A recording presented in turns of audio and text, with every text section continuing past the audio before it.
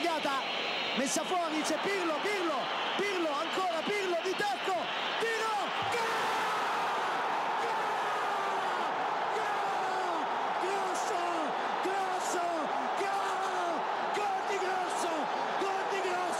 gol di Grosso, manca un minuto, gol di Grosso. Hello and welcome to the Milan Talk podcast. I'm your host Samik Paul, and sadly there's no Christmas cheer courtesy of AC Milan this year, as they fell to a 2-0 defeat to Atalanta at the San Siro on Saturday. It was another disappointing and frankly embarrassing display from the Rossoneri. Certainly didn't deserve to take anything from the game in my opinion. Looking for positives after the game, I found none. I thought it was a disaster the way that we lost to Verona last time out. Personally didn't think it could get worse, but for me, borderline did on this occasion. Failed in every department, devoid of any real quality going forward in an attacking sense. Negatives stack up. We didn't have any creativity, any flair, any class in the final third, which is absolutely staggering to consider that we may be even worse than we were 2 or 3 years ago. We've regressed that badly this season, and that is a real shame, and it really hurts. So, not impressed with the starting lineup, not impressed with the players and their performances, and this is definitely another absolute disaster for Milan and Gattuso. Starting with the manager rating out of 10, I've given Gattuso a 3. For me, he got this badly wrong. Even before kickoff, I felt like it was obvious that the attacking trident that he picked wasn't going to threaten Atalanta. Borini out on the right wing, an out-of-form Kalinic up top, Cutrone playing out on the left wing. Just didn't look like it was going to be an issue for Atalanta for me, and the lack of creativity showed that that was the case. On top of that, Gattuso took too long to make his changes. We had to wait beyond the 70-minute mark. It was almost like a revisit to Montella days where he took too long to make changes, and this was the same here. Silva, Calhanoglu should have both come on earlier for me. So, real disappointment there from Gattuso's perspective, so I've had to give him a 3. Player ratings, going to start with Gianluigi Donnarumma, of course. 4 out of 10 for him. Not a great performance. Didn't cover himself in glory with that first goal. Should have done much better. And he was very lucky to avoid an absolute nightmare blunder where he let the ball slip underneath him. But luckily, the whistle had already gone, so he escaped that. But the bigger talking point that I kind of want to bring up on this is the treatment that he's receiving from the San Siro faithful. Obviously, he's being jeered every time he gets possession, which is one thing. And on top of that, on Saturday, there was a real loud cheer when he slipped in the latter stages of the game. Please do leave your comments below, because I do want to hear from you and see if you agree with me. But for me, I personally feel like the behaviour of some of those fans is embarrassing. This is one of our top prospects that has come through in recent years, and we're effectively seeing him be pushed out from a large majority of the San Siro based on the noise that they were making. And it's a real shame to see that continue. In the summer, I was on board. I was just as angry and frustrated as anyone else, but this time round it almost feels like it's on baseless speculation. He came out with that Instagram post to kind of ease those fears and settle the anger, but for some it clearly isn't enough, and they seem hell-bent on seeing him leave the club, which is a real shame. I don't enjoy the booing and the jeering, and certainly don't enjoy the cheering when he falls over. He must be feeling terrible, and I just don't agree with it. So again, leave your comments below if you agree with the treatment that he's receiving, but on his performance, 4 out of 10 for Donnarumma. Abate also gets a 4 out of 10. For me, he's just an average veteran who should have played his last game for this club years ago. Always works hard, I'll give him that. But every time he goes forward, does he do anything effective with it? The reoccurring joke previously was his crossing. I don't remember the last assist he had. It seems like he's regressed so badly now that he doesn't even do anything getting into those positions. Obviously then looking at the second goal, badly exposed defensively, not for the first time. And for me, whether it's Calabria, whether it's Borini playing at right back, Abate should have played his last game, and I'm done with him. So 4 out of 10 on this occasion, and it's not new, it's not groundbreaking news to anyone. Simply put, Abate needs to be dropped from this team. Musacchio fares a little bit better. I've given him a 5 out of 10. Still not convincing me with the ball at his feet and building play from the back. He still looks a bit unsteady and a little bit rushed, so he needs to improve on that. But defensively, I thought he was okay. Still a lot to do to warrant being a permanent fixture when Romagnoli comes back. I don't think he's good enough to do that, but definitely positives to take from his defensive performance, I thought. So from that side of things, I've had to give him a 5 out of 10. Bonucci also gets a 5 out of 10 from me.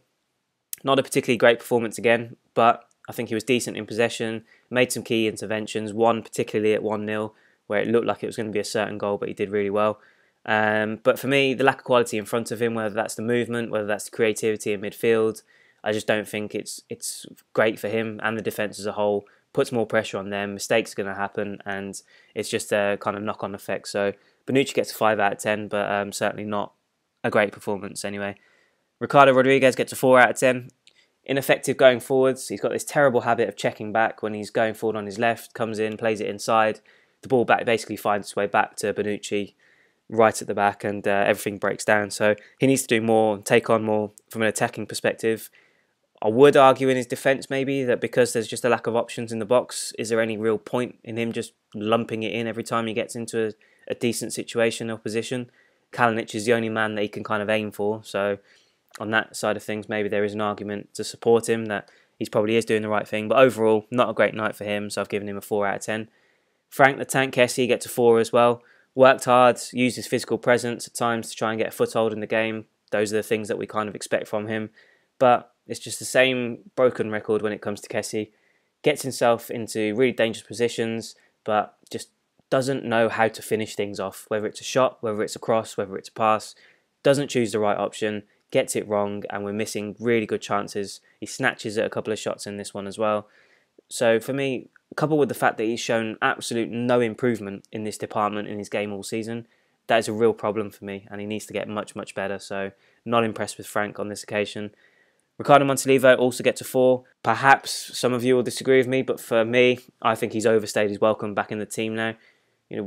Praise to him. He definitely deserved the plaudits in the last couple of weeks. He has been playing well, but with the heavy minutes, with the continuation of being picked by Gattuso, he was on the slide, and this was just another continuation of that. I felt like he showed glimpses of a bit of quality, mopped a few things up defensively, but too simple, too slow, nothing in terms of drive and desire and commitment in the middle of the heart of the midfield. It's just not good enough for me.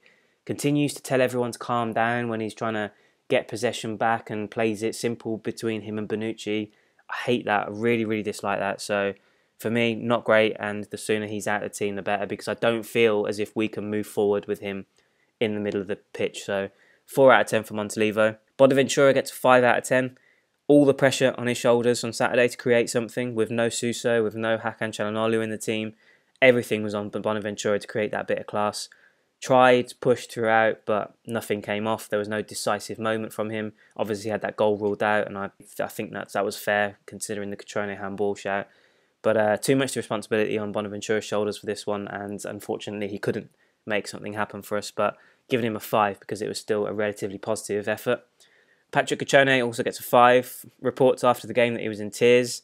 That kind of reflects the way that he plays. You can tell in his game how much it means to him, how much effort and hard work he puts into his performances.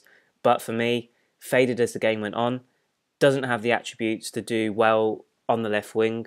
Yes, he can do a job. Yes, he can pressure and do more off the ball, but not enough quality and the attributes to really be a threat on that left wing. So not entirely his fault, but I was happy with certain elements of his game, so I've given him a 5. Nikola Kalinic gets a 4. This is a very simple solution for me. He has to drop out of the starting lineup now. Yes, there were a couple of flicks, there were a couple of layoffs, he looked a little bit better, getting involved in play. However, the most important thing for any striker is taking your chances. There were 2 occasions where he found himself in space and had time in the box, didn't finish either, came back to cost us and to haunt us, and for me that's just a sign that he's just simply not good enough. 1 goal in his last 8 Serie A games. Shocking that he still started in this game after the Verona game, in my opinion, and just too many opportunities now from coaches and not enough results. So for me, Kalinic out, Andre Silva in. If you agree with me, let me know. If you disagree with me, also let me know in the comments. Fabio Borini, to round things off in the starting lineup, also gets a 4. We all love Borini's work ethic and tireless running and commitment in games. However, he should not be anywhere near the final third in an attacking role. He doesn't possess the quality, in my opinion, to be impactful from an attacking perspective. And that's partly his fault, yes, because he should be better. That is his natural position. But it's also Gattuso's fault for putting him in that position when we all know that it's very, very rarely going to be the case that he's going to produce a moment of class and either register an assist, score a goal. It's just very rare that happens. So for me, his hard work is well received in other areas, other departments. We've seen him filling at right wing back, left wing back. those are the positions that he should play if he plays. So for me, 4 out of 10 on this occasion for Borini. Substitutes, can't give them any of them a rating because they came on too late. I feel that would probably be a little bit unfair. Similar story for Calhanoglu and Silva though. I do feel as though they should have started or at least been brought on much earlier. For Calhanoglu, I think that he needs to come back into this team and play on a regular basis, week in, week out, get a good number of games under his belt. I'm not talking come in for the Europa League, then drop back out the next game, come back in for the Coppa Italia, just nonsense like that. That is not what he needs, what we need. He needs to be played regularly, get his match fitness up, get his confidence up, and I want to see what he can produce before we all kind of give up on him. Same goes for Silva. I think he offers much more all-round than Kalinic does. So unless he's an absolute nightmare in training, where Montella and Gattuso have both not been forthcoming and giving him, the faith to play more often, I don't understand the decision not to play him instead of Kalinic. But there we go. We'll have to wait and see till next week if he plays in the Coppa Italia game. Lucas Biglia maybe has now a case to be recalled. I wasn't impressed with him earlier this season, so I don't think he should be for Montalivo. But again, Locatelli seems to have done something wrong to Gattuso to not warrant being played. So Biglia may have a case to come back in, but he certainly struggled this season as well, so I'm not convinced by him. But we'll have to wait and see what Gattuso goes with next time out. Moving on to Twitter comments, at MDCoop3, damn, remember in the pre-season when we thought we could finish in the top 3 or 4? Certainly do, Miles, and we're miles and miles away from that. It's a real massive disappointment. All that positivity and that optimism has just dissipated throughout the season, and we're in an absolute mess now. Bottom half of the table, and no signs of any relief coming in the near future, so very disappointed on that front. At Joe Basilieri, stubbornness of both coaches not recognising their best talent and putting them in the best system. 4 months into the season and consistent lineup has been retreads. There is a reason we upgraded at right back, central midfield, attack, use the new players for more than one game. 100% agree with everything you've said there. Cannot disagree with any of it. Joe also goes on to mention Donnarumma not being aggressive enough on set pieces when the ball enters his 6-yard box. Inability to properly mark on counter-attacks. Inability to control ball on first touches and link-up passing. No give and goes whatsoever. At the end of the day, I want to see Locatelli, Silva, Calhanoglu and Calabria playing for consecutive games. Again, similarly to that first part, completely agree with everything you've said there. The one point that I will pick up on in particular is the give and go point that you made. There is just no movement and no creativity to what we do. We're so laboured, so slow and absolutely appalling in our build-up play. It's a case of passing it here and there, getting to a wide position and just lumping it in the box, see what happens, hope for the best. Or things break down, we retreat, we go backwards, give it to Bonucci and see what happens. It's a real frustrating part of our performance, and I just don't know where the improvement comes from. Does that come from Gattuso? Does that come from the players? Who knows? But we certainly need to find an answer to this, because our build-up play is a joke, and that's reflected in the lack of goals that we've scored. So completely agree with you, Joe. Thank you for your comments there. Great analysis on the game. At Samir Mohammed 72. Positives, at least we showed energy and hunger after the first goal. Negatives, we don't need Donnarumma. Any keeper could do the job he has done this season. How is he world class if he can't save the unusual goals? Abate is a finished case. Can Montalivo give us something more than the bat pass? 80-minute double subs. Gattuso, you good? And biggest frustrations is Montella, at least won against the small teams, but now that has also gone. I like that Gattuso understands the problems, but we need solving. A possible 4-2-3-1 for Samir. I agree and disagree with certain aspects of your comments, Samir. I would say, yes, they did show a bit of hunger and energy after the first goal, but that's just a minimum expectation for me. I don't really see that as a positive. I think we should always be doing that. We should, we seem to fall behind, and I don't think we've recovered and claimed any points this season after falling behind. So, yes, a reaction's great, but if nothing comes of that reaction, I personally don't see that as a positive, but I do agree and understand with your point there. Again, I do agree with you on Donnarumma as well. It's not like we're desperate to keep him, but for me, it'd just be a major disappointment to see him go, if that is the case eventually at the end of the season. I feel like we've given away a great talent there, and that would be a massive shame. 100% agree with you on Abate. End of story. Get him out of the team. Montalivo as well. Back passes. Again, get him out of the team. Also, point on your substitutions, how late they were. Gattuso should have done much better, much earlier than that. And again, agree with you. I don't understand the problems myself, and if that 4-2-3-1 is a solution, then who knows? We'll have to wait and see. Michael Lisi at AC Milan Michael, exactly on the point of Montalivo and Abate can take the rest of the season off. Time to give Locatelli and Biglia some time. Just play Barini at right back till Conte returns. I had to pick that point out because I agree completely with Michael on all of that. That was spot on with that analysis. And Julian Esposito at J_Espo.